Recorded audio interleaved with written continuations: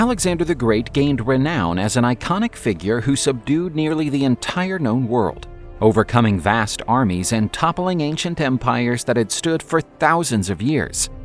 Yet, the groundwork for his remarkable triumphs was laid by the ingenious and forward-thinking efforts of his father, Philip II of Macedon. A masterful tactician, Philip turned a disjointed, fringe population into a formidable regional force, setting the stage for Alexander's extraordinary achievements.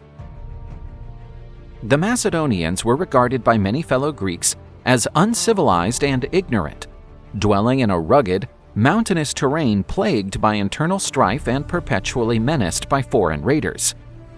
Distant from the refined cultural hubs of Greece, they resided in dispersed hamlets under the rule of local leaders, lacking a unified strength or shared sense of identity.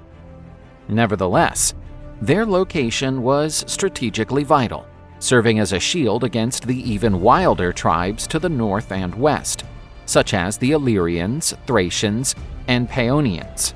For generations, Macedonia endured fierce assaults from these groups, indirectly safeguarding the Greek city-states to the south, though this contribution was seldom acknowledged by those they protected.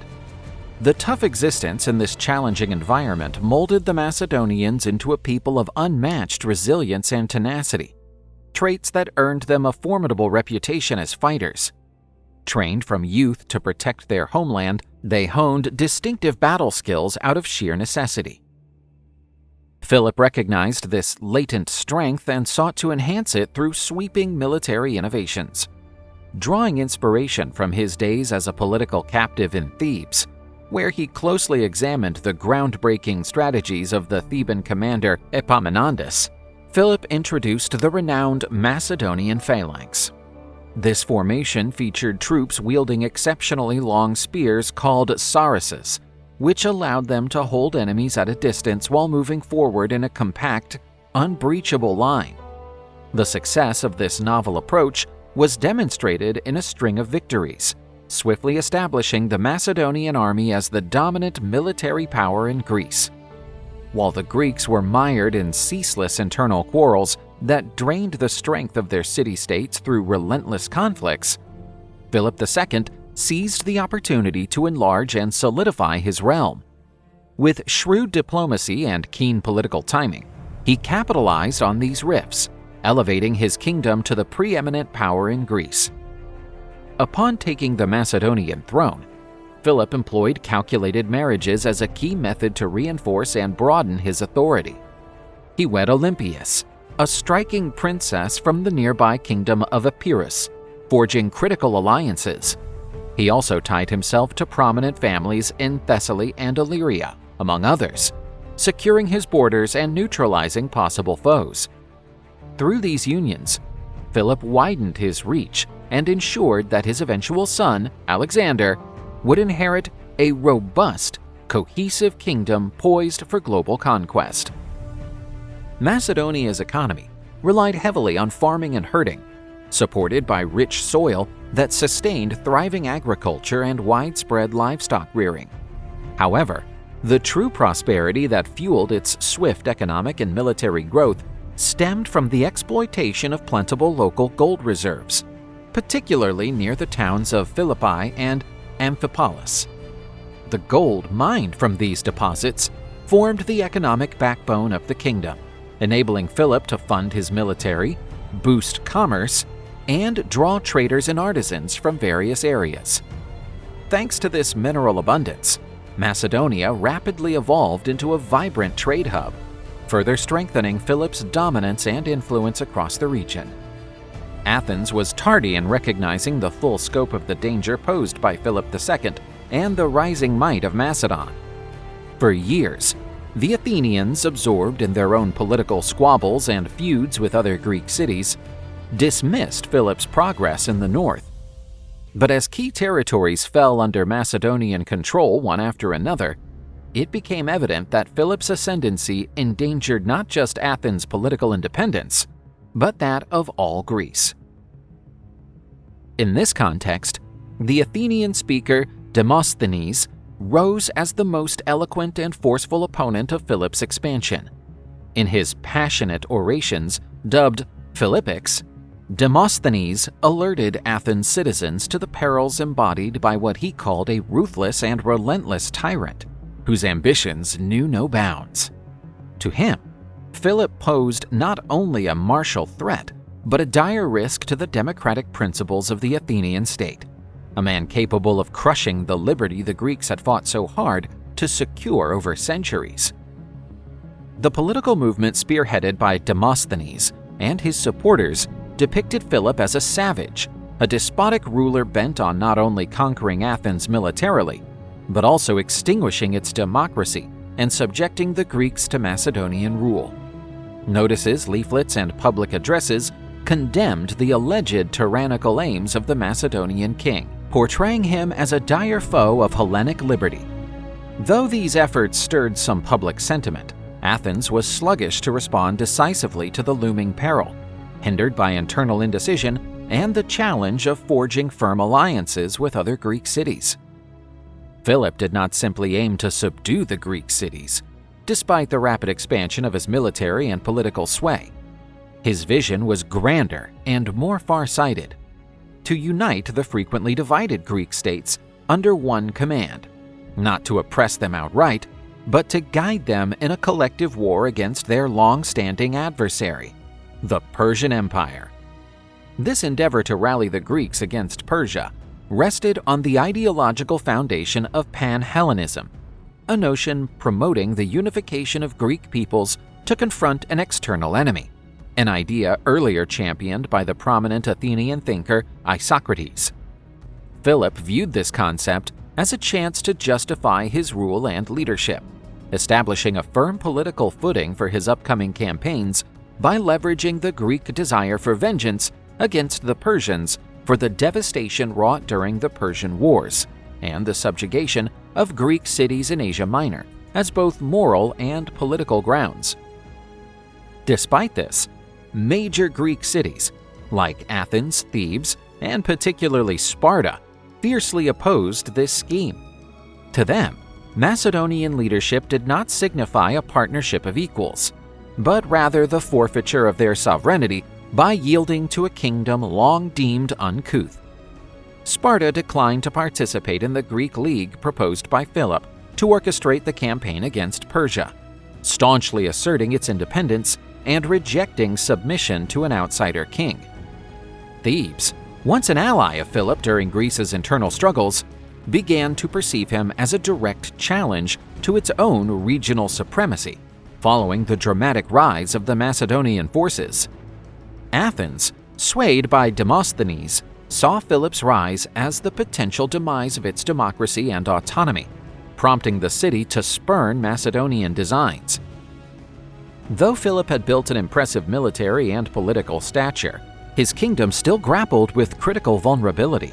He lacked a legitimate successor to secure the future and continuity of his dynasty.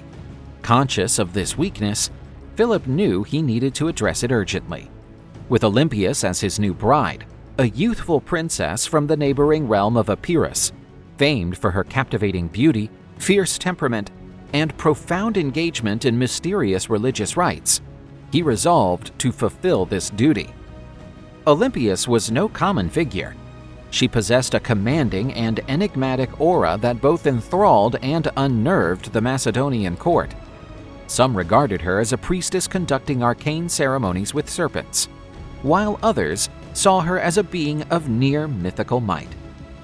Philip, alongside Olympias, now bore the essential task of producing a worthy heir who could uphold all he had created, someone able to not only preserve, but also extend Macedonian prestige and dominance across the known world. Little did Philip suspect that this union would yield a son who would exceed all his grandest aspirations. On a sweltering summer night in 357 BC, within the royal palace of Pella, Macedonia's capital, Queen Olympias drifted into a profound slumber, disturbed by vivid and potent visions. Abruptly, a striking dream seized her mind. The night sky split open with dark clouds, and a colossal figure emerged from the tempestuous heavens. It was Zeus, the king of the gods, in all his splendor, clutching a dazzling thunderbolt in his right hand that cast blinding light through the shadows. In her vision, Olympias felt paralyzed by the divine presence, unable to turn away or stir, gripped by reverence and dread. The deity then hurled the lightning toward the queen, striking her womb directly. She awoke with a start, still sensing the otherworldly heat of the celestial bolt on her flesh, and instantly grasped that her dream was no mere fancy, but a foretelling of the remarkable destiny awaiting her unborn child. On another night, her husband, King Philip II, stumbled upon a troubling sight. Entering Olympias's quarters unannounced, he found her asleep, bare, beside a massive serpent coiled around her in an intimate and eerie embrace. Priests and seers interpreted this as an unmistakable omen that Zeus had visited the queen, assuming the serpent's form to sire a son bearing divine blood. Yet they cautioned the king to tread carefully, for the gods disapproved of mortals glimpsing their clandestine visits to the human realm, and his intrusion might carry repercussions. Philip, though unsettled by the scene, accepted that his offspring was fated for monumental and everlasting feats. Assured of the significance of the child Olympias bore, Philip soon departed to expand his domain, convinced the gods endorsed his conquests. During the siege of Potidæa, Philip, intent on capturing and securing the region, was at his military encampment when 3 vital messages arrived in a single day. The first courier, arriving from Thrace, reported that Macedonian General Parmenion had secured a major triumph over the fierce Illyrians, ensuring the kingdom's frontiers. A second messenger then came from Olympia, declaring that the king's horse had prevailed in a prestigious Olympic race, elevating Philip's fame and honor. Finally, a third emissary from Pella, the heart of the Macedonian realm, delivering the most anticipated tidings. Olympias had borne a son. Hearing these reports, Philip was elated, overcome with boundless delight. Convinced these events were undeniable signs of divine favor and the greatness destined for his line, he commanded an immediate grand feast to celebrate the news. Amid the revelry and salutes, he could scarcely contain his pride and joy, for he now possessed not only battlefield successes and Olympic glory, but above all an heir whose fate promised to resound through the ages. Alexander entered the world on a warm, quiet summer night in the royal city of Pella. That same night, far off in the splendid city of Ephesus, a grim event unfolded. The magnificent temple of Artemis, venerated as one of the 7 wonders of the ancient world for its unmatched elegance and towering design, was ablaze with ferocious flames. The fire, ignited by unknown means and spread with relentless fury, devoured ornate pillars, sacred carvings, and treasures amassed over centuries. Ephesus's residents frantically sought to preserve the holy site, hauling water in pails and linking arms in human chains. But their efforts proved futile against the fire's unyielding rage. By dawn, the once glorious temple lay in charred ruins. Pella's priests and citizens, upon learning of the disaster, pondered its meaning in confusion. A rumor then began to circulate among seers and priests. The destruction occurred because Artemis herself had abandoned her shrine to journey in spirit to Pella, witnessing the birth of a child destined to alter history's course. Even the Persian magi, ever watchful of celestial portents and unearthly occurrences, viewed the temple's ruin as a foreboding and clear omen. Convening in council, they scrutinized ancient prophecies and consulted their divinatory tablets. With voices heavy with unease and fear, they proclaimed the fire was no mere calamity, but a divine signal bearing a stark and troubling revelation. The priests foretold the birth of a child whose name would endure through time, an unstoppable conqueror and destroyer fated to challenge and dominate the nations and realms of Asia.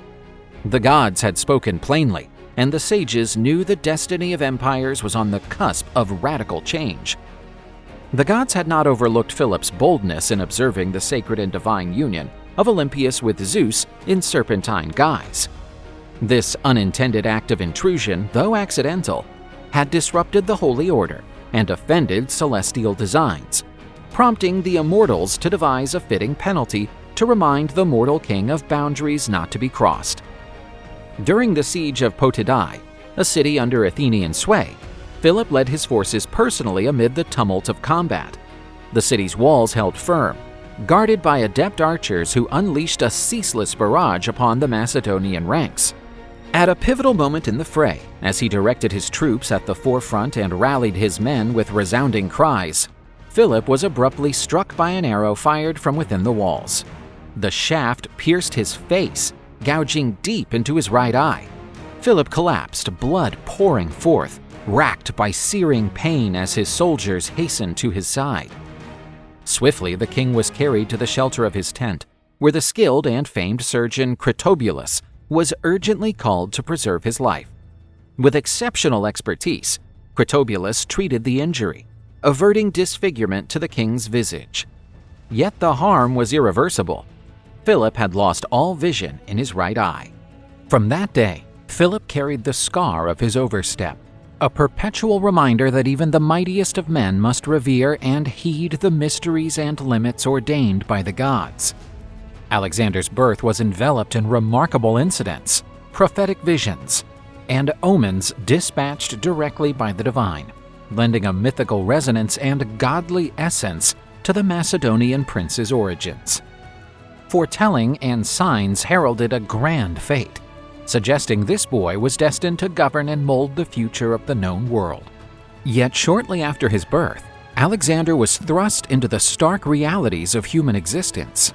The Macedonian court, though mighty and rising, was also a cauldron of bitter rivalries, political schemes, and lethal plots. Assassinations and betrayals abounded, and Philip's very throne had been won and held through bloodshed and guile. In this perilous setting, Alexander had to master the arts of survival and cunning from a tender age, navigating a landscape where today's friends could swiftly turn into tomorrow's adversaries. The divine signs that marked his beginning would not assure his triumph on their own. His journey to glory and mastery of the known world would be strewn with obstacles, dangers, and struggles on both the battlefield and within the palace halls. Only through valor, wit, and persistence could he transform the mystical portents of his birth into a tangible legacy. The arrival of Alexander, son of King Philip II of Macedon and Queen Olympias of Erebus, signaled the start of a journey bound for greatness. From his earliest days, the child's lineage hinted at an exceptional path, not merely due to his royal descent, but also the legendary ancestry flowing through his veins. Through his father, Alexander traced his line to the famed Hercules, the mightiest hero of Greek lore, and via his mother to Achilles, the storied warrior of the Iliad, whom Alexander revered as his exemplar of valor and renown. From his youngest years, Alexander enjoyed all the privileges Macedonian nobility could bestow. Yet his early life was far from one of ease and indulgence.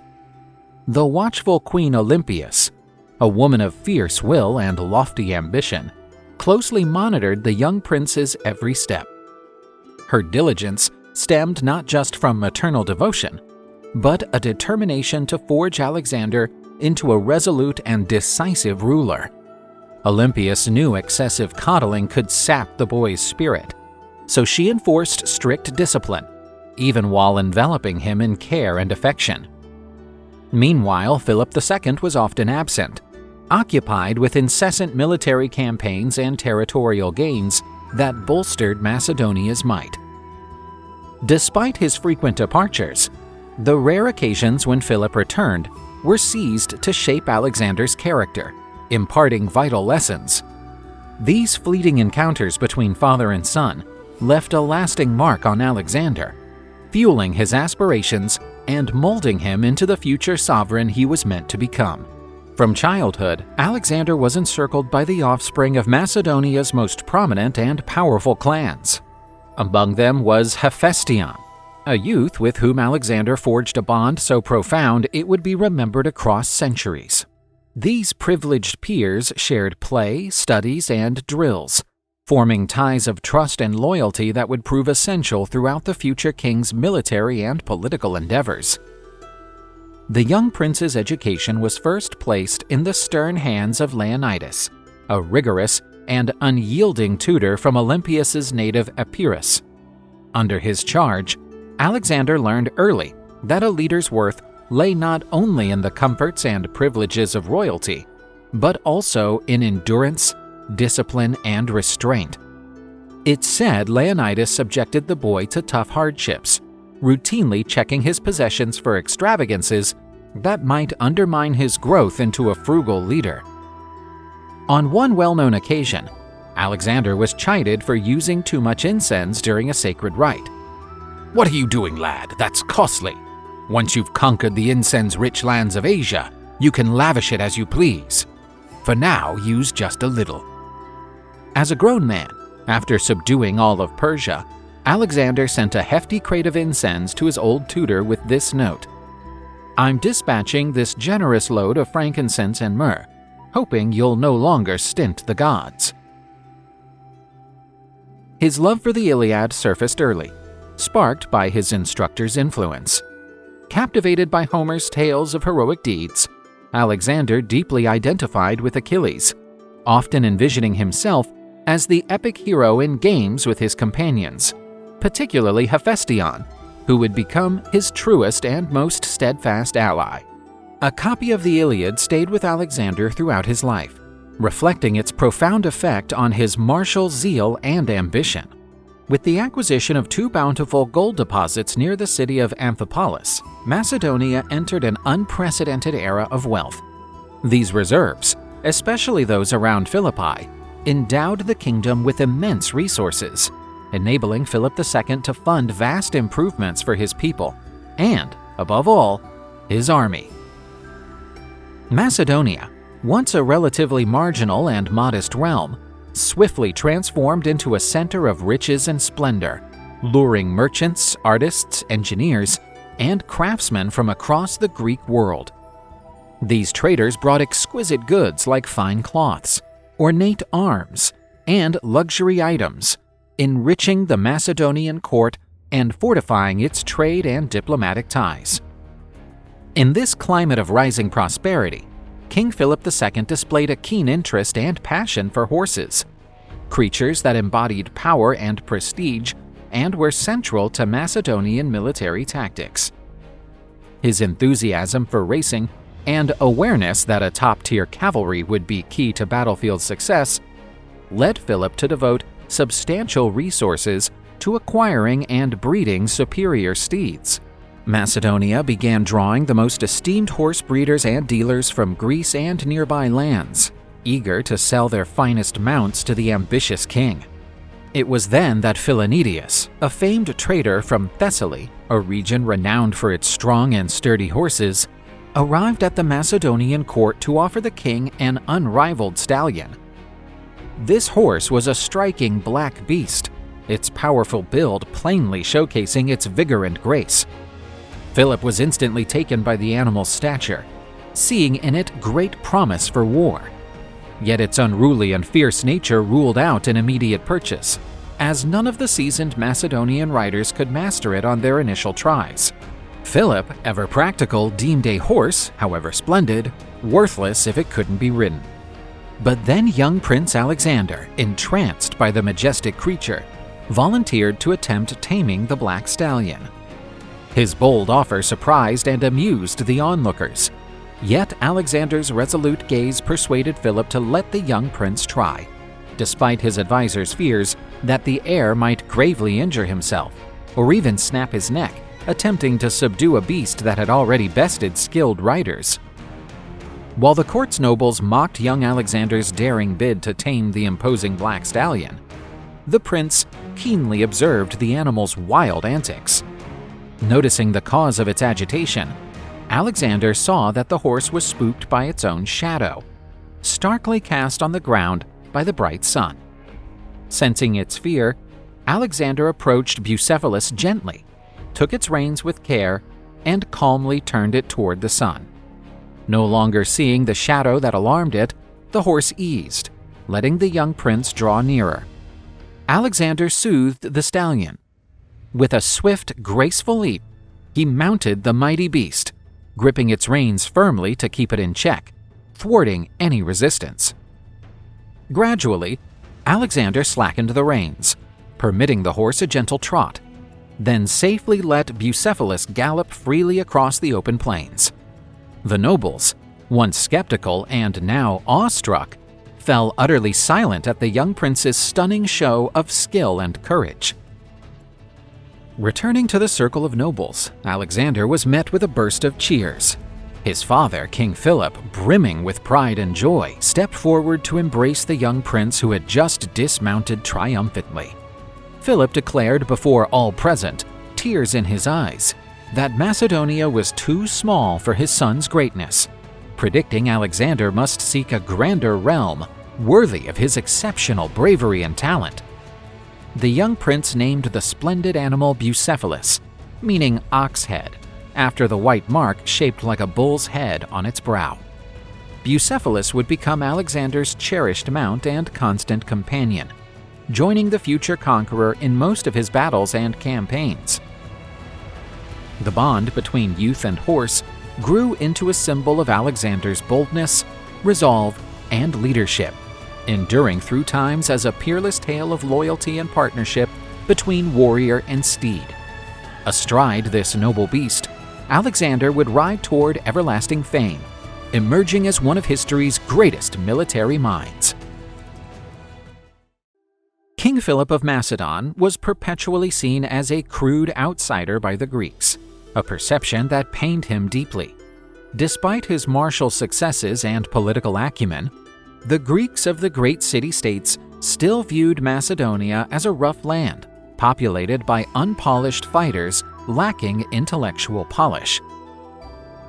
Philip understood this outlook tarnished not only his own standing, but that of his lineage.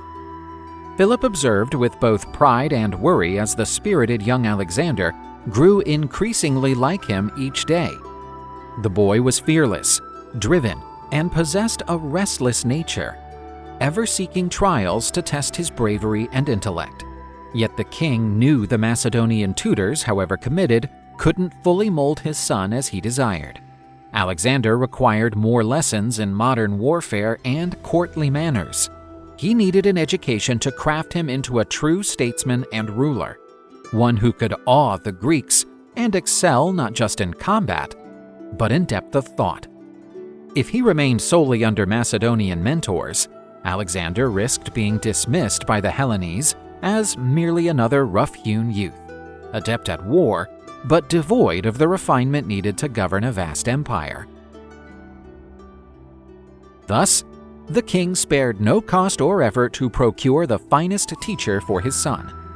After much deliberation, Philip selected Aristotle, the era's most celebrated philosopher, a student of Plato, and among the Greek world's foremost minds. Aristotle wasn't merely a scholar. His wisdom spanned ethics, politics, biology, and logic.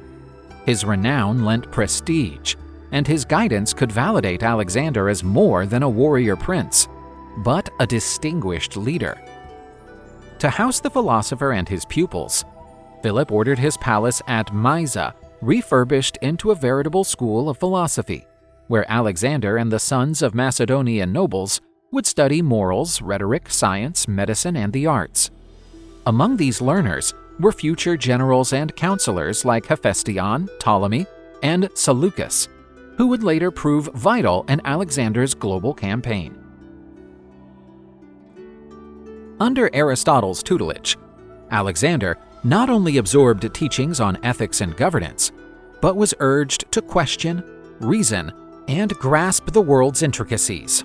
The young prince didn't always embrace the lessons readily, often showing restlessness and irritation with his studies. But Aristotle, with his compelling approach, steered him toward knowledge and virtue. The topics Alexander explored were vast and diverse. Beyond morals and logic, Aristotle introduced him to medicine, biology, and natural sciences, instilling principles of observation and inquiry. The philosopher held that a king should comprehend the human body's basics to better tend his troops and people, a training that later sparked Alexander's battlefield interest in healing arts. Rhetoric also formed a cornerstone of the young prince's learning. Aristotle taught him the value of persuasion and discourse, crucial for a leader needing to rouse armies and rule varied peoples. Consequently, Alexander honed a striking eloquence, able to stir his men before fights and win over diverse cultures. Another key facet of Aristotle's lessons was his stance on politics and conflict. He saw war as a valid tool to spread civilization and tame barbarians, teaching Alexander that Greek dominion should extend globally to foster order and advancement. Alexander embraced this notion, but reshaped it to his own vision. But the eminent philosopher also gave private lessons to the throne's heir. Alexander was at times obstinate and resistant to his studies, which often wearied him. Yet Aristotle always managed to nudge him toward virtue through persuasion. "Why must I endure these lessons while others enjoy their afternoons?" Each has a role in this world. Unlike you, they aren't fated to steer a nation's path. Recall this: learning's roots are bitter, but its rewards sweeter than honey. Aristotle recognized his student's fervor and taught him the need for a balanced, harmonious life. Tell me, Alexander, what's a soldier's chief virtue? Courage, naturally. Well said. But what if a bold warrior forsakes training and charges alone against an enemy host? He'll surely perish. Because excessive bravery turns not to valor, but rashness, making it a flaw, not a strength. But what if he restrains his courage too much and grows overly fearful for his life? He'll be a coward. Precisely. Hence the need to seek the middle path, achieving equilibrium. Around 340 BC, when Alexander was 16, his dynamic with Aristotle as mentor began to shift. During this time, Philip II was readying a campaign against the Thracians and entrusted his son with his greatest duty yet, ruling Macedonia in his stead. This choice marked a turning point in Alexander's move from student to public figure and power wielder. Named regent, Alexander governed Macedonia during his father's absence, tasked with managing the court, settling disputes, and keeping order in the realm. His leadership faced an early test when a revolt erupted in Thrace's Maede city, where tribes sought to defy Macedonian rule. Alexander, displaying sharp military instincts, mustered a modest force and quelled the uprising swiftly and effectively, cementing his role as a capable leader and readying himself for greater martial trials. With Alexander's new duties as ruler and commander, his need for formal schooling waned. Aristotle, seeing his pupil had gained the maturity to forge his own course, started to step back from the young prince. Yet his influence on Alexander endured. Aristotelian ideas would continue to shape the future conqueror's choices, particularly his intellectual curiosity and approach to ruling conquered lands. After his tenure as royal tutor ended, Aristotle lingered in Macedonia briefly, maintaining court ties. But his true calling was philosophy and teaching. Thus, years later, he returned to Athens, founding the Lyceum, a school that became one of antiquity's greatest knowledge hubs. There, he refined his own philosophy, organizing thoughts on logic, ethics, politics, biology, and more, leaving an enduring mark on Western thought. Though separated by distance, teacher and student bore each other's imprint lifelong.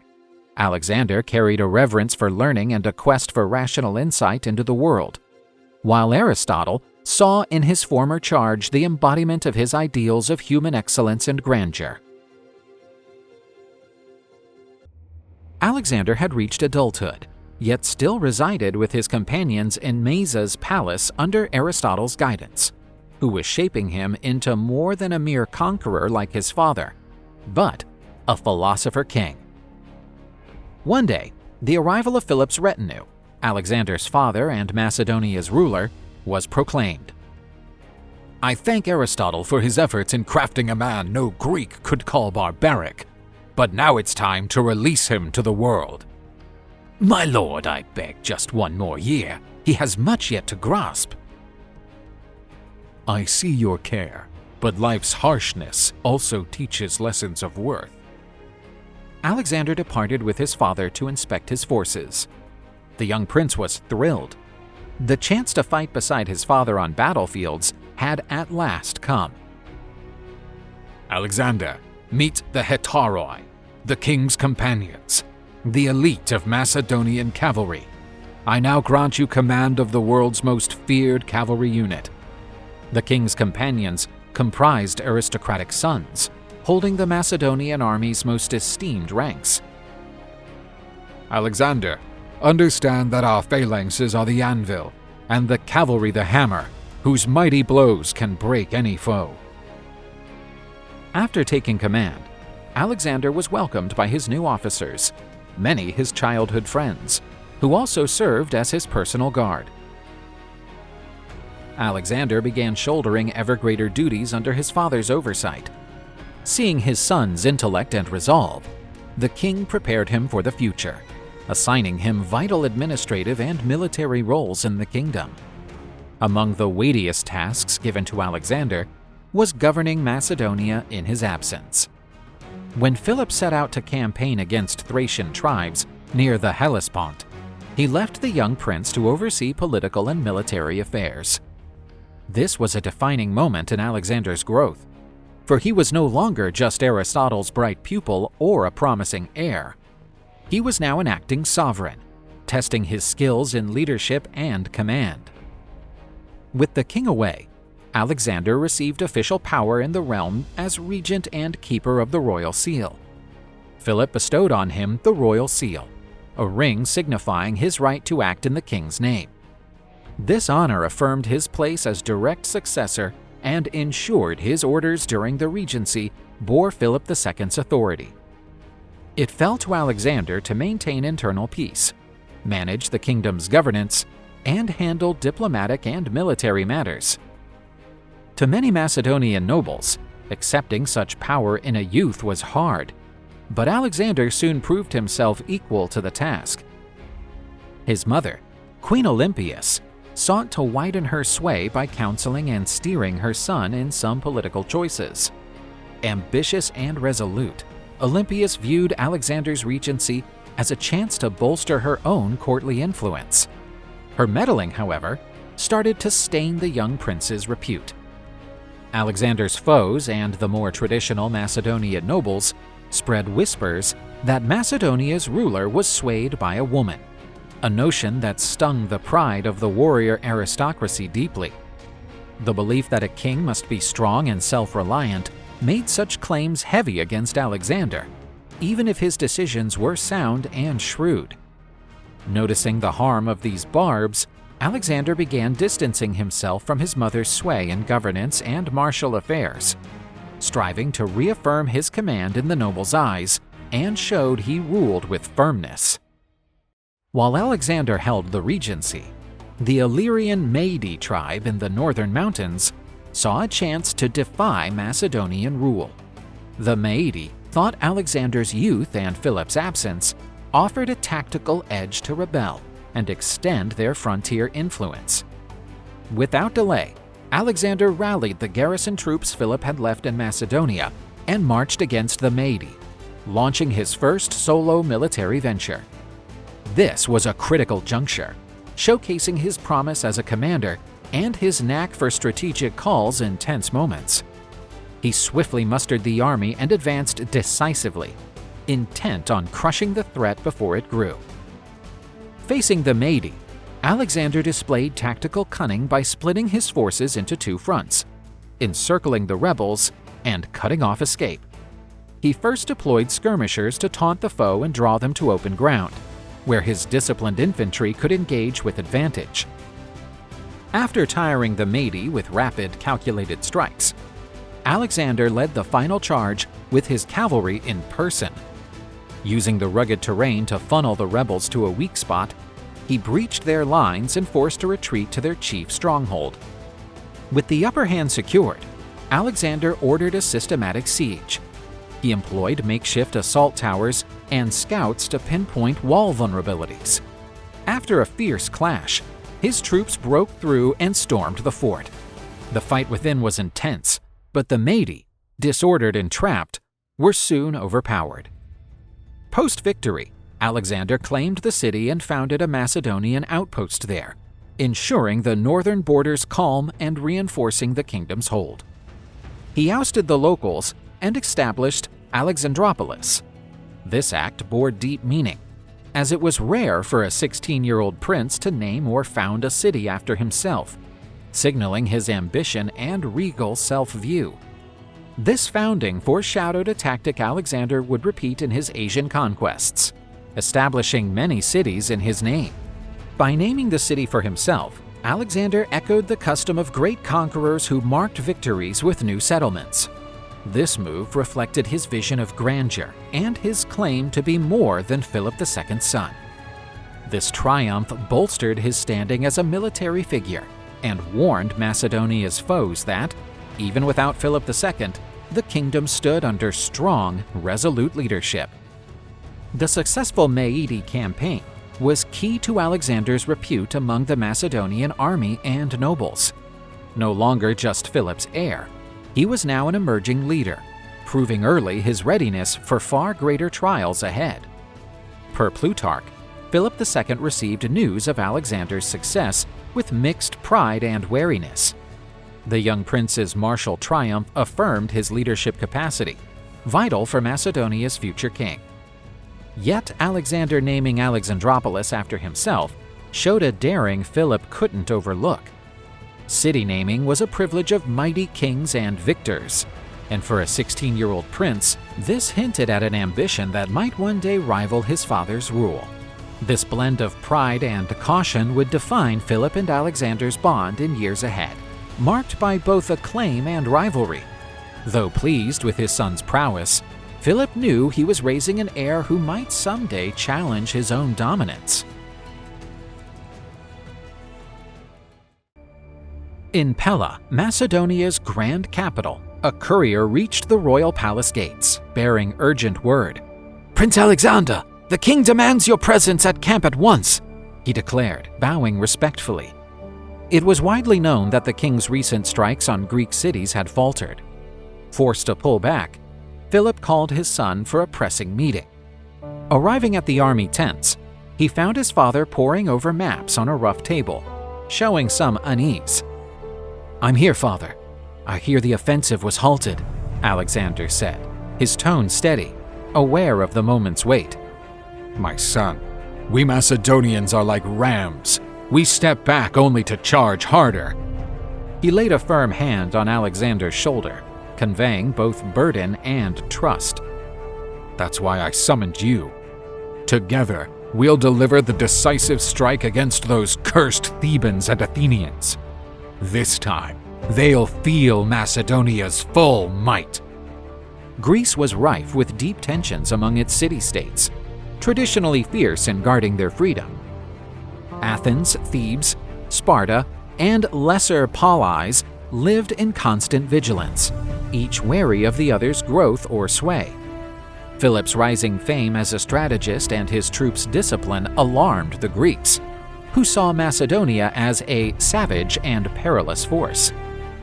Yet many Athenians and Thebans underestimated the danger, clinging to past glories and believing their unity could counter the Macedonian host.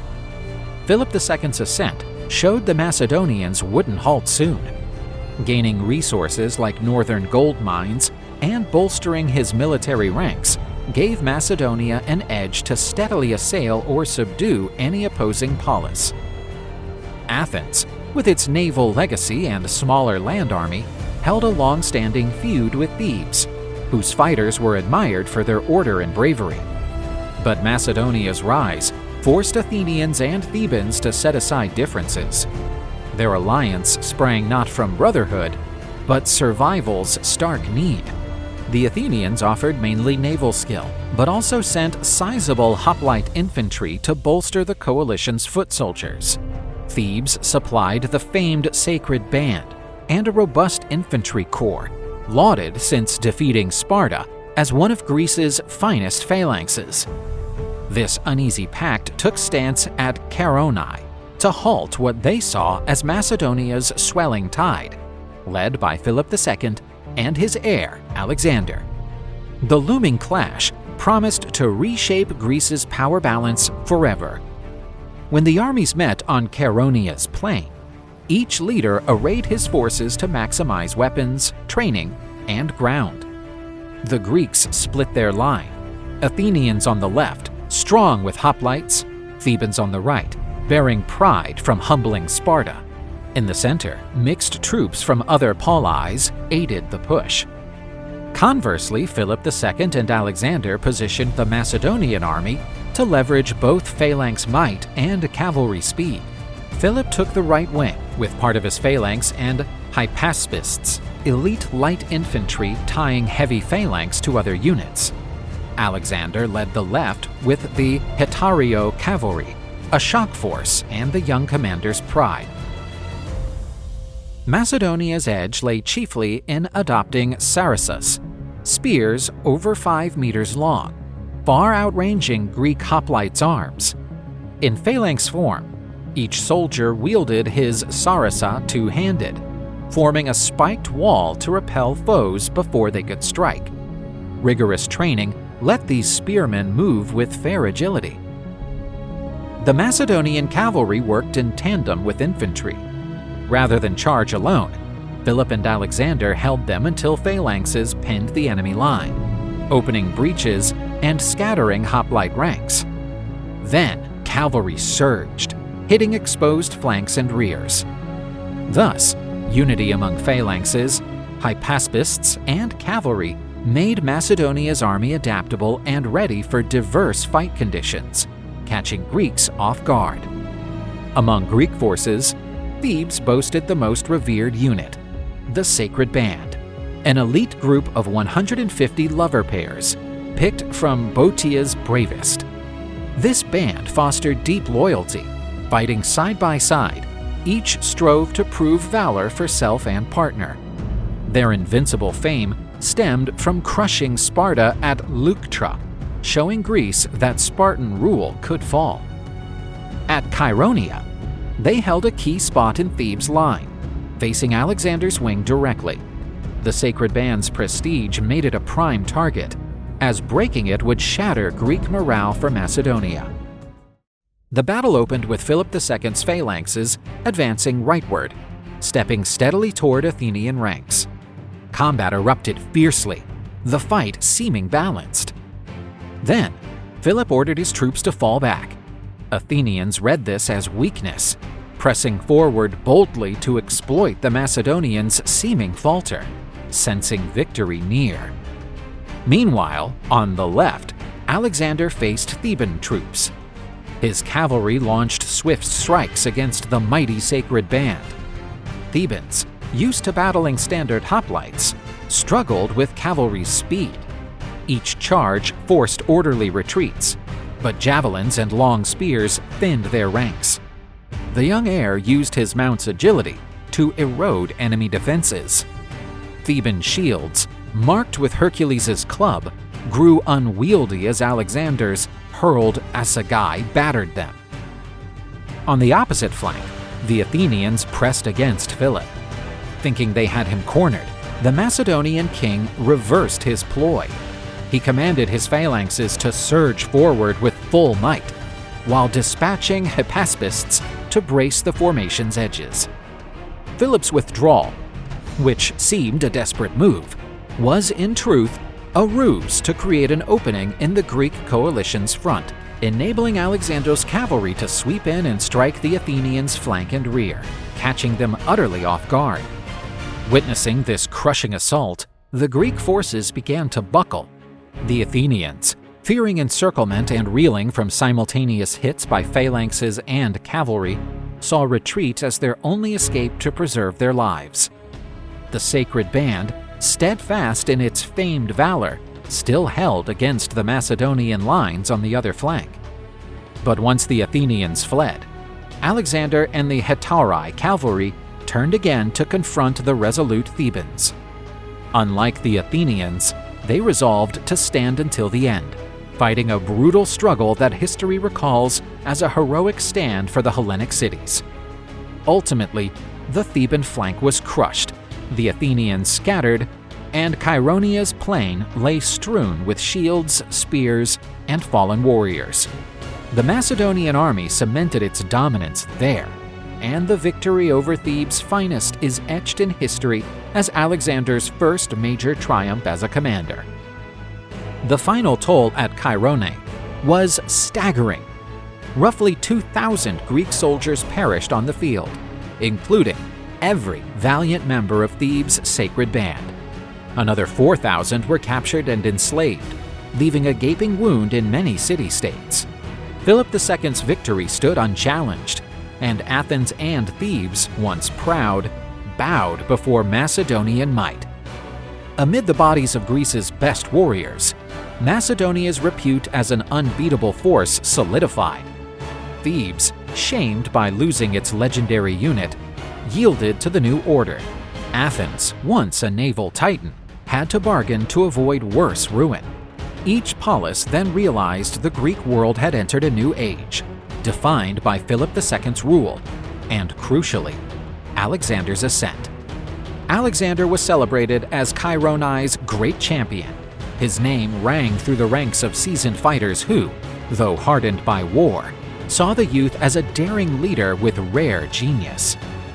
As dusk fell, Philip, with his son beside him, accepted surrenders and sealed pacts establishing Macedonian sway over Greece.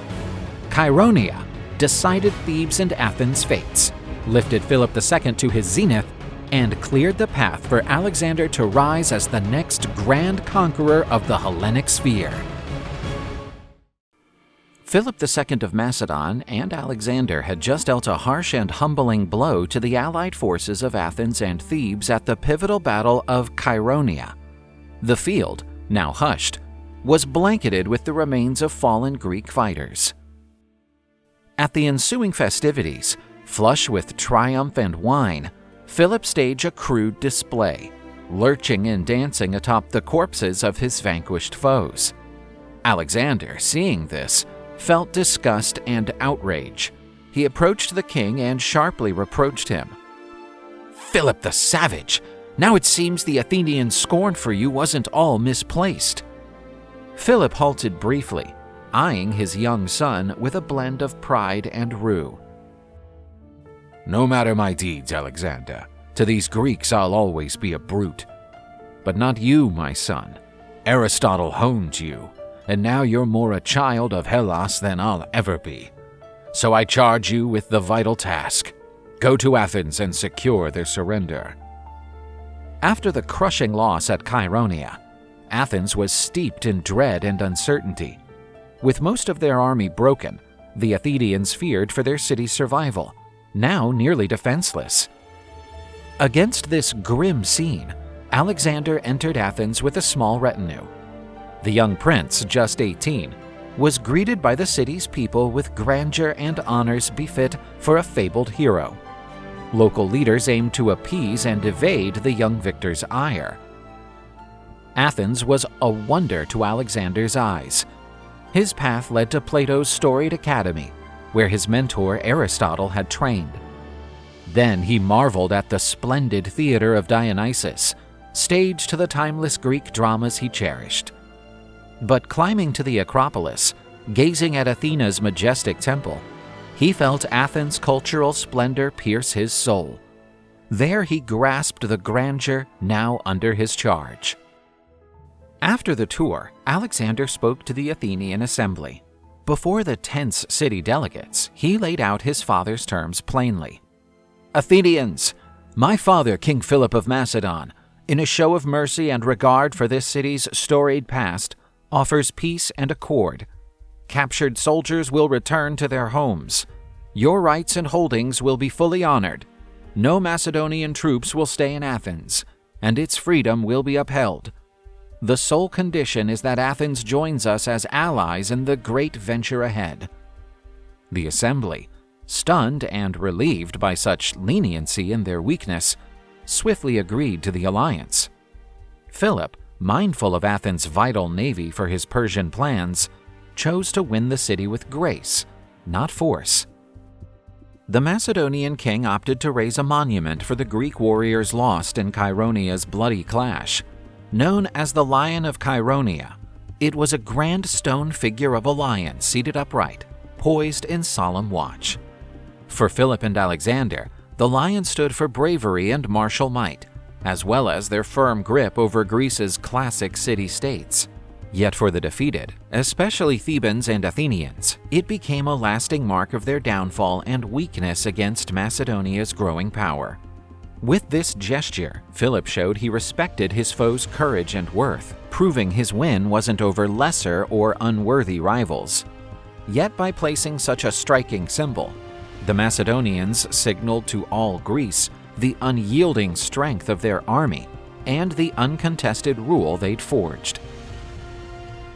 Soon after calming Athens, Philip called all Greek cities to Corinth for a grand pan-Hellenic gathering. Envoys from the Greek states came, save the defiant Spartans, ever unyielding. Before Greece's assembled delegates in Corinth, Philip, in his victory's full splendor, spoke. "Greeks, too long have our cities clashed, sapping each other while our true foe, the Persian Empire, thrived and grew beyond our borders. The hour has come to end our feuds and unite against the shared enemy.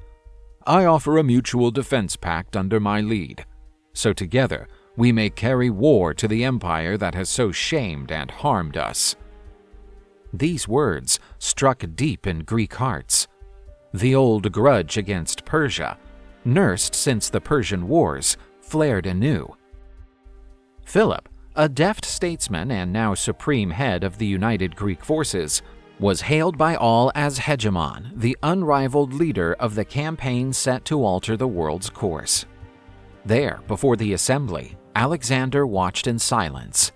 He knew his father's true aim was vaster than any grasped, a quest as epic and storied as Homer's Iliad. Alexander, aware of his part in this saga to come, already dreamed of the fame awaiting him across the seas. Wherever Alexander went, his fresh renown preceded him. His decisive role at Chaeronea quickly grew legendary. Leading the Macedonian cavalry, the young prince showed a rare mix of fearless daring, skilled command, and sharp strategy. His defeat of the Theban sacred band, Greece's most feared and admired unit, stunned the Greeks especially. Alexander gained a new mantle of respect and awe, not just among Greeks, but chiefly among his generals and closest allies. Men like Hephaestion, Ptolemy, Craterus, and Perdiccas, long his companions, now saw him as Philip's rightful heir, not just by birth, but by martial merit. His battlefield leadership forged a strong tie of trust and devotion with his officers. His bold initiative and bravery in danger made these men follow him with near total loyalty. Hephaestion, above all, became his constant shadow, while Ptolemy and Craterus came to honor him as the clear leader of the future army to march on Persia. Yet despite this growing bond and fellowship, Alexander also stirred envy and unease among some veteran generals, who felt the young prince might outshine Philip's own rule. Alexander's rise as a war hero and emblem of Greek unity unsettled the court's power balance. Many Macedonian nobles began to see the young prince as a risk to their own standing, especially those aiming to sway or succeed Philip. Soon, plots and schemes multiplied within the king's inner circle. Whispers spread at court, hinting that Alexander, buoyed by fame and drive, was already plotting to supplant his father early. Meanwhile, Philip faced rising family strife, with Alexander's mother Olympias accused by foes of spurring her son against his father and stoking his throneward ambition. These schemes brewed an air of mounting distrust and strain between father and son. The build-up to Philip II's Persian campaign was a turning point in Greek history. After his 338 BC win at Chaeronea, Philip had cemented his role as Greece's undisputed head via the League of Corinth. His grand aim was to bind the Greek city-states under one cause, ending internal strife to strike the age-old foe, the Persian Empire, a lingering menace to the Hellenic world for over a century. Philip began thorough preparations for his Persian push. Greek cities were tasked with supplying troops and resources, setting quotas for a true pan-Hellenic army. Engineers and experts were brought in to manage logistics and craft new weapons and siege methods. Philip, famed for military novelty, further honed his Macedonian forces, especially the phalanxes and elite cavalry, ensuring they outmatched Persian foes in arms, order, and training. Cities like Sparta, traditionally aloof or insular, refused the league, holding a proud, defiant stance against Macedonian sway. Philip countered with measured patience, signaling that open defiance would face stern reprisal. Meanwhile, smaller, weaker cities saw the Persian venture as a chance for glory and spoils. Despite internal friction and political pushback, Philip's Persian campaign loomed near. The Macedonian king was tirelessly marshaling his army, plotting routes and key points, and already sending generals like Parmenion and Attalus to ready Asia Minor's ground. Alexander was still in Greece, far from Macedonia's palaces, when a courier delivered a letter with his mother Queen Olympias' royal seal. The young prince opened it eagerly, knowing she rarely wrote unless the matter was grave. Its news was troubling. Philip II had cast her off and planned to wed anew. Olympias wrote that Philip would marry Cleopatra Eurydice, niece of the powerful general Attalus. This union posed a dire political threat to Alexander, as Cleopatra hailed from Macedonia's top nobility. A son from this match could supplant Alexander as rightful heir, being pure Macedonian, unlike Alexander, whose Epirot blood from Olympias was ever suspect to the elite. Indeed, Olympias never won the Macedonian noble's favor. Her foreign roots, cryptic ways, and zeal for strange rites with snakes and mysticism bred mistrust and aversion among the old guard.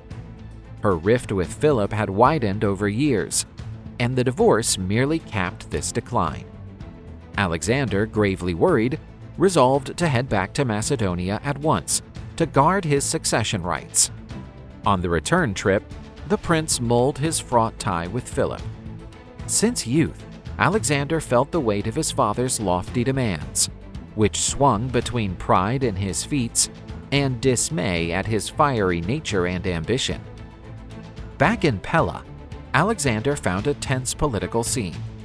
Loyal friends and allies had been banished or ousted by Philip's command, especially those truest to the young prince.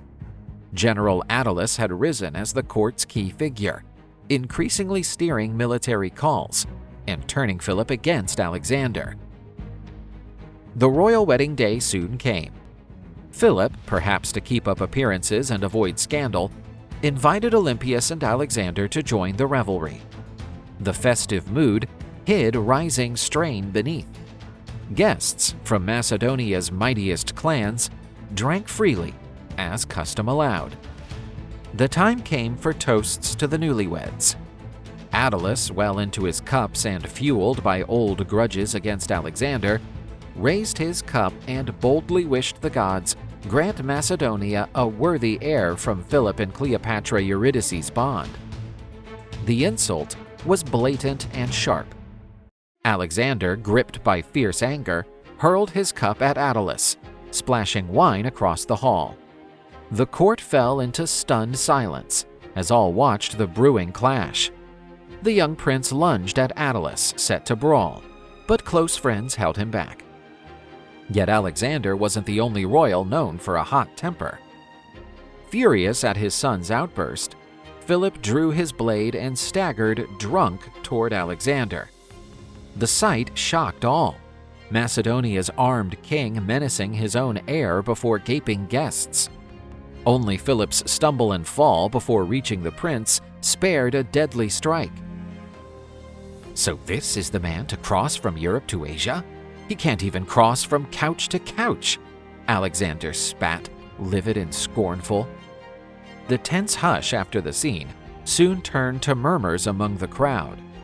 Alexander, now deeply shamed and endangered, saw his court position was untenable. Knowing his safety and political fate hung in peril, he chose to leave Macedonia for a time. Alexander grasped that his court standing had grown shaky and possibly deadly. Political plots at the Macedonian court often ended in blood. Facing this looming risk, the prince opted to depart willingly, seeking haven in Illyria. In exile there, Alexander felt a storm of emotions: distress at his threatened heirship, fury at the public slight before the court, and rising resolve to protect his rightful claim to the throne. In Illyria, Alexander was received by longtime Macedonian allies who admired his grit and drive. This refuge was no random pick. Illyria lay near Macedonia, home to peoples often allied or subject to the Macedonians, who saw in the prince a chance to tighten political bonds or secure a future pact with the likely next king. Meanwhile, Olympias, staying in Macedonia, worked tirelessly behind the scenes. The ousted queen used her son's absence to rally her network, shoring up alliances key to ensuring Alexander's safe, victorious return. At the same time, she sowed tales and tidbits among Macedonian nobles, reinforcing that the kingdom's safety hinged on Alexander's bold, magnetic leadership. During this span, Philip II pondered the fallout of the family rift and his heir's exile. Though initially enraged and let down by Alexander, he saw that Alexander's prolonged absence could harm the stability he'd fought to build. Alexander's distance, paired with Olympias's deft rumors, began to stir unease among generals loyal to the young prince, many fearing a succession crisis that could weaken Macedonia just before the Persian push. Philip had just sired a son with his new wife, named Chaeronea. But heading to Asia without a grown heir to secure the succession was a gamble Macedonia couldn't take. Seeing this, Philip yielded to inner and outer pressures and chose to mend ties with Alexander. Envoys were sent to the exiled prince with diplomatic overtures and assurances his court role and military command would be fully restored. Receiving these, Alexander sensed the political tide at court had turned his way. The Illyrian exile seemed to benefit the prince. The Alexander who returned was no longer the rash youth who left, but a seasoned leader, wise to court dangers and political games. This shift was a crucible that sharply honed Alexander's character, readying him for the vast trials ahead. After months away, Alexander returned to the Macedonian court to reconcile with his father, initially feeling their rift had eased. The two showed public mutual regard, posing as a united front for Macedonians and Greek allies. But beneath this, a disquiet lingered that Olympias kept alive. Alexander's mother spared no effort to warn her son of lurking threats. She pressed that Philip and his new kin were a direct peril to Alexander's succession, often hinting at extreme steps, even ones the god might deem betrayal. Meanwhile, Philip returned from a pilgrimage to Delphi's famed oracle, bearing a cryptic message he took as a victory sign. The bull is primed for slaughter, the end nears, and the slayer is here. Philip saw it favorably. reading the bull as the faltering Persian Empire, ripe for collapse amid inner strife. He, Philip, was the god's chosen to deal the fatal strike. Philip had carefully planned a fresh diplomatic move. He decided to wed his daughter Cleopatra to King Alexander of Epirus. This alliance held vital strategic worth for Philip's aims. Epirus, a Western Greek kingdom, was ruled by Alexander's uncle, his mother's kin. This marriage would strengthen political and blood ties between the royal houses and secure the rear as Philip marched east. King Alexander of Epirus, known for valor and wit, was a prized, steady ally, able to guard Macedonia's western edge well. Plus, the wedding offered Philip a rare chance to flaunt Macedonia's might and splendor to Greek and foreign dignitaries, bolstering his stance as Greece's ruling head. Philip meant this grand event to send a bold message of unity and power, paving the political way for his imperial goals. The wedding day arrived with unmatched pomp. Leaders from Greece's key cities and nearby realms gathered in sacred Aegis to mark the occasion. Security was lavish, with Alexander leading the royal guard, alert for any hint of danger. But that day, buoyed by supreme confidence and perhaps undue pride, Philip chose to shed his full guard. He aimed to enter the vast theater alone, showcasing his rule and glory to all there. Alexander tried to sway him to let him stay near. "Father, it's wiser I stand with you now. You've made many fierce foes over time." Philip smiled, sure of himself, and replied, "Alexander, my son, I know you wish to stand by me and prove to all you're my true heir. But it's unneeded. Why did I pour so much into your upbringing, your training as warrior and leader, if not to crown you king? Now, grant me this moment. It's mine." Reluctantly, Alexander stepped aside and watched his father stride alone through the passage to the great theater, where guests awaited eagerly. Philip emerged from the tunnel to warm, lively cheers, instantly swept by a tide of zeal and awe from the hundreds in the theater. Feeling near divine among mortals, he soaked in the applause and cries hailing him as Macedonia's great leader, destined to topple the vast Persian Empire and etch his name in timeless annals.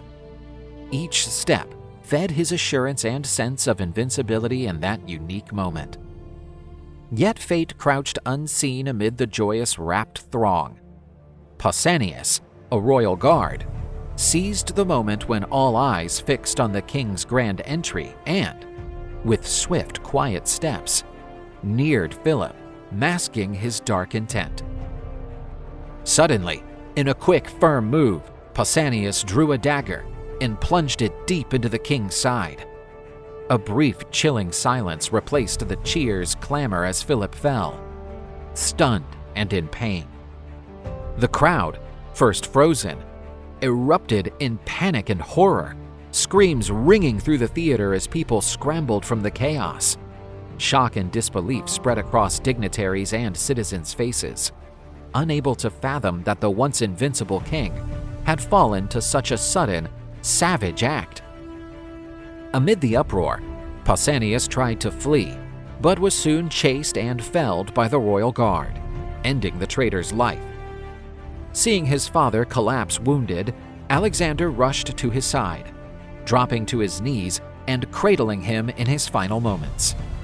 Philip, with his fading breaths, looked into his son's eyes and saw a vigor and destiny that outstripped his wildest visions. And so, without a word, Philip II of Macedon's spirit departed for the Elysian fields. For years, Alexander had known he'd one day bear the Macedonian crown's burden, but he thought that day lay far off. Now, abruptly and violently, it had arrived. He felt the kingdom's weight, his father's dreams, and a nation's hopes settle heavily on his youthful shoulders.